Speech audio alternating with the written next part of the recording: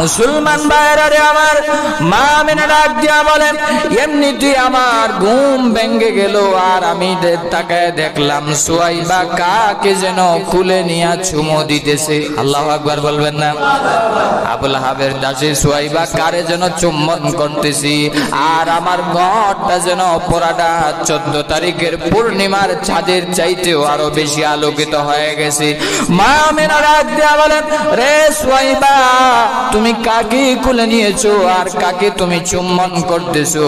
এমনি আবুল হাবের দাসী সুয়াইবা ডাক দিয়ে বলে, ম্যাডাম আপনি কি জানেন না এই মুহূর্তে এই বাচ্চাকে তো আপনি নিজেই ডেলিভারি করেছেন। জোরে জোরে বলেন আল্লাহু আকবার।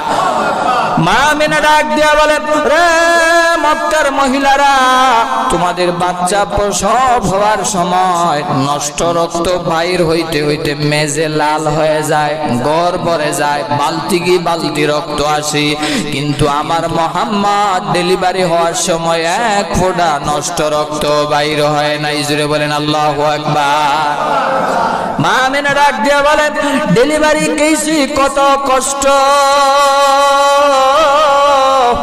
একজন গর্ভধারিণী মা একমাত্র বলতে পারে ডেলিভারির সময় কত কষ্ট আমাদের মা সহ্য করেছে।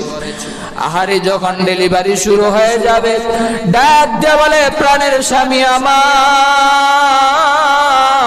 তোমার কত হক ছিল আমি স্ত্রী আদায় করতে পারি নাই, আজ হয়তো সন্তান প্রসব হয়ে যাবে, আমার ভুল হয়েছে, বেয়াদবি হয়েছে, আমাকে মাফ করে দিও। হয়তো ডেলিভারি কেসে আমি বাঁচতেও পারি, আবার মরতেও পারি। স্বামীর কাছ থেকে বিদায় নেয়, বাবার কাছ থেকে বিদায় নেয়, সন্তানের কাছ থেকে বিদায় নেয়, কারণ ডেলিভারির সময় হয়তো মৃত্যু হয়ে যেতে পারে, এরকম হতে পারে। এই জন্য মা আমিনা ডাক দিয়া বলে, রে মক্কার মহিলারা, আমার বিন্দু মাত্র ডেলিভারির সময় কোনো কষ্ট হয় নাই, পিঁপড়ায় কামড় দিলেও কষ্ট হয়। আমি আমিনা আমার 14 তারিখের মানিক মুহাম্মাদুর রাসূলুল্লাহ আল্লাহর পেয়ারা বন্ধুকে আমি ডেলিভারি করলাম, বিন্দু মাত্র আমি আমিনার কোনো কষ্ট হয় নাই। জোরে বলেন আল্লাহু আকবার।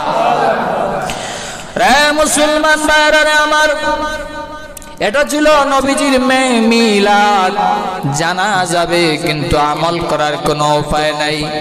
মা আমিনা ডাক দিয়া বলেন, যখন আমার সন্তান আস্তে আস্তে কয়েকদিন হয়ে গেল, আমি তাকায় দেখলাম আমার সন্তানের লজ্জাস্থান থেকে কাপড় সরাইতে আমি পারি না,